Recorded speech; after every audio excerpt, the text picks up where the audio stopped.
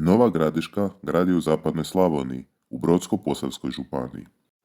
Prostire se na 50 kvadratnih kilometara, a broji 9820 stanovnika. Nazivao je najmlađim hrvatskim gradom jer je osnovana tek u 18. stoljeću.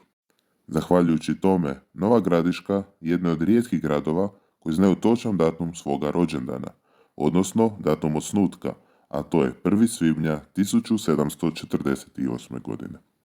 Za osnutak Nove Gradiške zaslužna je carica Marija Terezija, odnosno dvorsko ratno vijeće u Beču, koje je odlučilo ovdje premjestiti zapovjedno mjesto regimente iz Stare Gradiške.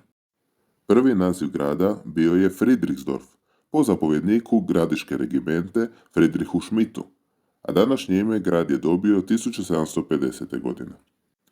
Ovdje je bila smještena prva pivovara na parni pogon u Hrvatskoj, a 1913. ulicama Nove Gradiške zasvijetlile su prve električne žarulje, čime je Nova Gradiška postala 6. elektrificirani grad u Hrvatskoj. Najstarija je građevina u Novoj Gradiški crkva Svete Terezije iz 1756. godine. Župnu crkvu bezgrešnog začeća Blažene djevice Marije iz 1823. godine oslikao je znameniti slikar Celestin Medović. Najpoznatiji su Novogradišćani, rektor Zagrebačkog sveučilišta Josip Pliverić, redatelj, dramatičar i glumac Josip Freundereich, osnivač Zoološkog muzeja u Zagrebu Josip Ettinger, te nogometaši Goran Vlaović i Milan Rapajić.